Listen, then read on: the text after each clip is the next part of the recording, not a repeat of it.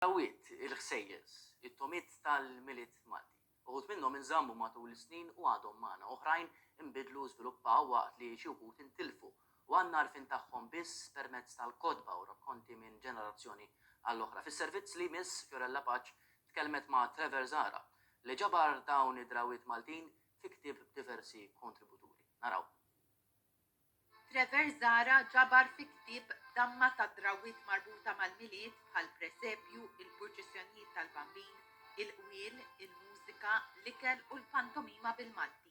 Bis-sem ta' diversi kontributuri li studjaw ir-riċerkaw oqsma varji, l-awtur jiġbor dawk li l-isem stess jgħid, drawiet tal-miliet Maltin. Drawwa li għadha fostna grazzi tal presepju. Anki bis-saħħa ta' pereżempju l-aqda ħbib tal-presepi, il-presepju baqa' ħaj u baqa' jiġġedded. U għandna ħafna familji li jarmaw il-presepju bl-akbar ħeġġa. Għandna drawwiet oħrajn mbagħad li bdew bil-mod il-mod jitnaqqew. Jinnaf pereżempju ċertu logħob li kien isir lejlet il-qudiesa tal-miliet dawk spiċċaw.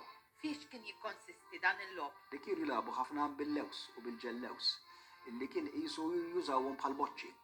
Ma ninsewx illi il-ġukarelli kienu skarsi. Il-poplu kien jef ċertu faqar u ċertu ekonomija. Titwila lejn l-ikel tal-miliet u l-imwejjed tal-Maltin turi l-influenzi kbar minn pajjiżi ġirien u oħrajn il-bot. Il-panettone, il-Christmas log, il-kejk tal-miliet, id-dundjan u l-min spice kollha saru parti minn miliet modern Malti. L-akbar influenza fuq il-miliet f'Malta kienu it-tradizzjonijiet u l-idejat li ġabu magħhom l-Ingliżi. Interessanti iżda u l-fatt li mis-seklu 15 it-Tribunal tal-Inkwiżizzjoni seta' jieħu passi kontra dawk li ma jirrispettawx ir-regola tas-sawm li kienet tinkludi lejlet il-miliet. L-ikel tal-miliet, pereżempju, interessanti ħafna ġek emerġi kitbet artiklu riċerkat ħafna dwar l-ikel tradizzjonali Malti li wkoll inbidel maż-żmien, imma naffart li huma tagħna, pereżempju bħall-imbuljuta, artiklu interessanti ħafna fuq l-imbuljuta. Din is-sena taħbad il-100 sena minn bdiet il-purċissjoni tal-bambin. Trevor Zara enfasizza li San George Breka, il-fundatur tal-mużeum, kien isejħilha dimostrazzjoni. Naħseb joħda mid-drawwiet illi nistgħu nseħħlu forsi b'xi mod tagħna. Għax oriġinat minn Malta. Dis-sena tagħlaq preċiż 100 sena. Għax bdiet fl-1921.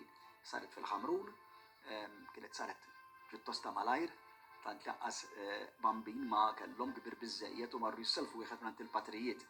Laqqas kellhom maxtura u ħadd mis-soċ iżammu f'idejh.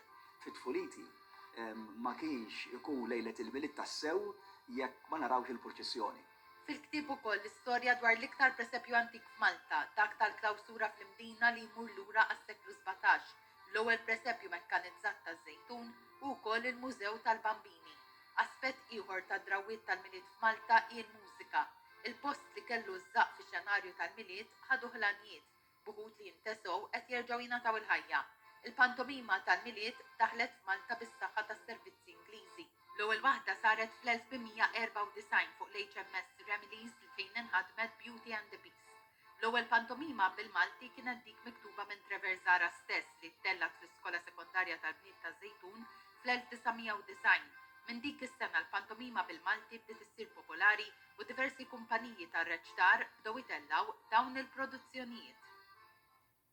Dak is-servizz ġejna fit minn dan il-bulettin ta' aħbarijiet fuq Television Malta. Ringrazzjakom tal-attenzjoni tagħkom, nawguralkom kumplament tal-lejl it-tajjeb.